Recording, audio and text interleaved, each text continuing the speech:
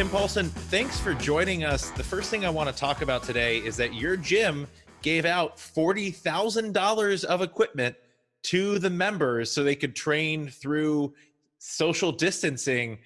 How did you decide to do that? We knew initially that we were going to not give away, obviously. I mean, like, they have to bring it back. It's going to be in good condition. Like, there were some parameters like that of like, hey, please treat it as your own, stuff like that. But we didn't take any money or anything like that. It was just a goodwill loan. We knew we were going to loan all the smaller stuff. So things like kettlebells, dumbbells, wall balls, jump ropes. We made that decision. So on last Sunday, we decided to close the gym, and we made the decision to loan the equipment out the next day. So we knew we were going to do that, but we also didn't really understand the full kind of gravity of what was going on and how long this might last. So we didn't want to loan out any of the bigger stuff like barbells or bumpers, kind of all those things. But as the week progressed, I mean, basically we were like, all right, look, it's not doing any good sitting here, and it could do a lot more good in our members' hands and trying to help keep them sane and, just bring a little bit of normalcy to their lives while we all kind of deal with this craziness.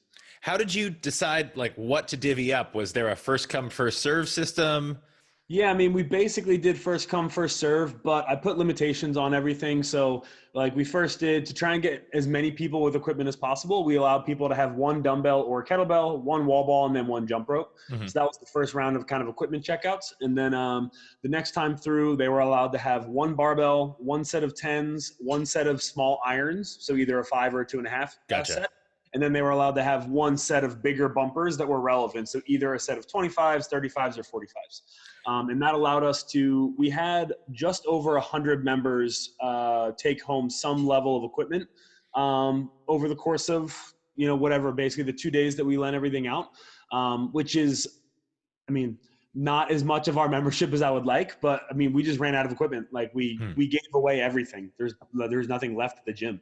Mm-hmm. You estimated, I saw on social, you estimated it was about $40,000 worth of equipment. Obviously you trust your members. You've built that community. You build those relationships. You hope they'll bring it back in great working condition, but still, as a small business owner, seeing $40,000 worth of supplies go out the door, that had to be a little nerve wracking at some level. I almost had a full on anxiety breakdown. So we had a half an hour checkout window, and we were supposed to have another one that evening, but in 30 minutes we had 60 some odd people through the door, and we were wiped clean. So I had to cancel the evening equipment checkout because we had nothing left to give away. Once everyone had left and I kind of I stood up and I looked around the gym, and I was like, it looks like I have been straight up robbed. The only things left are the machines. The only things left are our pull-up rigs because they're bolted to the walls, and then the machines because, we didn't want to break down our ski ergs, and, right. We didn't want to go that far with it yet. I don't think we'll go there, but I won't say it's out of the realm of question. Did anyone ask if they could take home an erg? No one asked initially. And honestly, I'm kind of surprised because of how much variety it would definitely add to the routine. But luckily the weather's getting nicer. So we can get outside a little bit, do a good little bit of running. So, but yeah, it was definitely, it was scary. When I sat down afterwards and thought about it, it's roughly 35% of the assets of our gym, of all of our equipment, we just gave away. No questions asked other than a goodwill gesture. And it's definitely terrifying, because doing anything unsecured is hard. Yeah. But at the end of the day, we trust our community and we trust our members, and the goodwill and the response that we received from them, is pretty incredible. So I'm not that worried about it. What kind of programming have you still been giving out programming to your members, knowing that they have maybe different levels of equipment? Some might have a bit of their own. Some might have taken, dumbbells of different weights, kettlebells of different weights, et cetera. Yeah. So basically what we do, my business partner, Dave, we run an online programming business together. And basically the two of us have started writing programming for at-home programming. And we use it for both of our gyms respectively. And we also use it and give it out for free through our online program. So it's provided to anybody who wants to use it. But basically we'll do movement breakdown videos every night. So Dave and I'll we'll each do one, take about 15 minutes, and we'll walk through the entire program for the day, review all the movements, talk about scaling options, talk about ways to use odd objects to your advantage, talk about cool different things that you can do to try and make your pull-up different, or, you know, like based on the equipment that you have. So we'll usually provide rep ranges and just stimulus notes. So it's like, okay, like we're going for this, but if you don't have a heavier, you know, load, do this. You can increase your reps here, decrease your reps here. So like we give people options knowing that they, you know, they might not have exactly what they want. And then we also, my gym's hosting live Zoom classes 2 to 3 times a day. So like that, you know, gives us an opportunity to interact directly with the members based on exactly what they have. And we're also doing one-on-one Zoom check-ins. So basically our full-time coaching staff have all been given a subset of the members that want to do it. And basically we spend 15 to 20 minutes once a week just checking in with them. We go through a couple things. We try and modify the workouts based on exactly what they have. So we'll look at the week of programming and we'll be like, all right, like, you know, on Wednesday, try and do this because you only have this dumbbell weight or whatever. Right. We'll talk about nutrition a little bit, talk about if they're participating in our mindfulness challenges that we're doing, and just kind of check in and make sure that everyone's staying sane. So there's a lot of, we're trying to do our best to provide a lot of opportunities for us to interact with them and make sure that they still feel like they're getting a personalized approach to fitness, which is what they get in the gym. Well, I know this is just another Zoom call out of many you have over the course of the week. So I promise you I'll do some kettlebell swings after this. You have my word on that.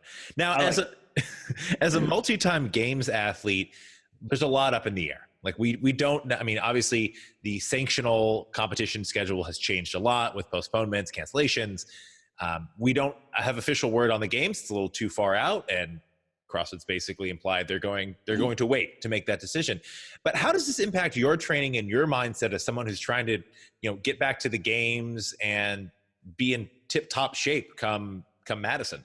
There's so many other things that I'm focusing on right now and that I'm trying to do well. Like obviously our gym is priority number one because that's, you know, I mean, that's our business, that's our, you know, our livelihood. So it's like from a mental standpoint, I'm not all that, you know, like I'm still training and I'm still going hard in the gym, doing what I can, but training's not at the forefront of my mind right now. And I think a lot of people are kind of in that place because realistically, the earliest that you can compete is like maybe middle of June. Like, you know, like that's the first sanctioned event that's still on the docket technically. So, I mean, the style of my training hasn't changed much. Honestly, we're just having fun doing CrossFit, lifting, doing gymnastics, you know, doing a normal, well-rounded program, not doing anything crazy. And yeah, I mean, I'm trying to train in my basement as much as I can because, you know, we're still paying rent for the gym and it's closed. So, you know, I go down there and I train by myself, you know, to do things that I can't do at home, but I'm trying to get as much of my training done, you know, at the house just because, you know, I mean, solidarity with what everyone else is going through and kind of what we're all trying to deal with.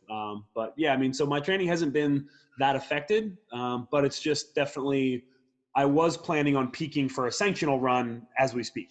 Right. But that went out the window a couple weeks ago. So once that happened, we were like, all right, you know, dial it back and just kind of go into a rebuilding phase to hopefully get ready for the games. Tim, one person I was talking to Chad Vaughn last week, who's a multi-time Olympian, great coach. And he said that actually a lot of athletes are going to come out of this self-distancing period probably in better shape with better capacity and a lot fewer injuries because it gives people time to really work on some of their weaknesses, and maybe a little bit of time away from a heavy barbell gives you time to focus on mobility and improving some ranges of motion, maybe your capacity in certain movements, especially bodyweight gymnastic stuff.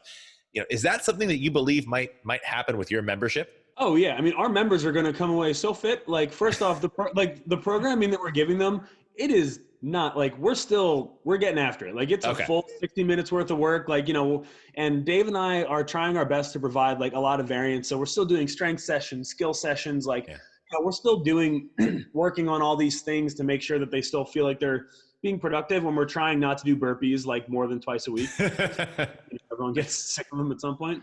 But yeah, I mean, I think even from like, no matter what level of athlete you are, I mean, you know, we're all being forced to slow down. And I think that's, you know, that can be a good thing if you use it as such, you know?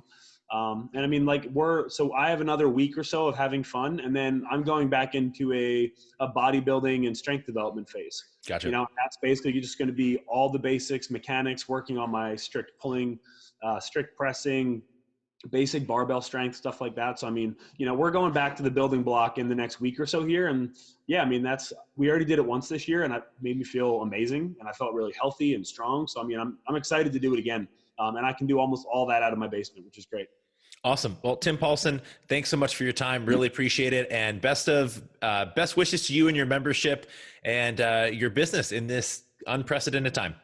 Thanks, man. I really appreciate it, Dave. Good catching up with you.